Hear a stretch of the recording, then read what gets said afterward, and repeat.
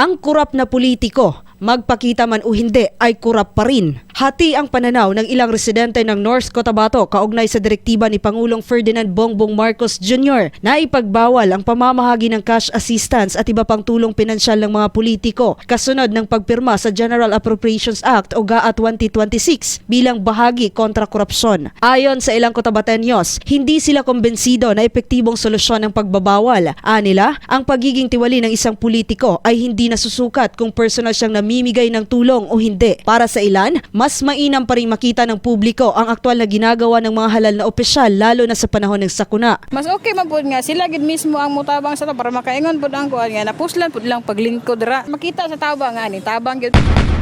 Dili lang bawalan. Ilaha man ang katungod nung magpakita sa mga tao kay dili baya po malalis na ang mga tao kinahanglan og kanang simpatiya ba. Kung magpakita man ang politisyan or dili, kung kurap yun ka. Gayunman, iginiit nila na dapat iwasan ang political branding tulad ng tarpaulin, kulay at pangalan ng politiko sa mga ayuda at huwag ipalabas na galing sa sariling bulsa ang tulong. Samantala, ikinatuwa naman ng ibang residente ang direktiba ng Pangulo na para sa kanila ay isang positibong hakbang upang maiwasan ang pang-aabuso at mapanatili ang kredibilidad ng pamahalaan. Anila, sapat na ang mga ahensya ng gobyerno upang manguna sa patas at maayos na pamamahagi ng tulong. Ang ayang mas nga bawalan kay ngano man kay isa man da kun makahatag og kuan kana makaguba sila kredibilidad o sa ilang kuan sa ilang pagkatao ba dapat kumahatag og mga ayuda dili gamiton nilang pangalan tapos ang mag-distribute kanang mga DSWD. Hala lang mga iba ng mga personal ba para iwas isyu. Walay involved ang politiko.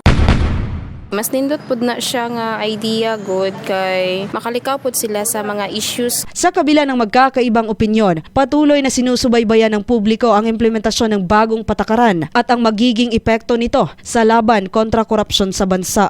Joanne Oranio, NDBC Bida Balita.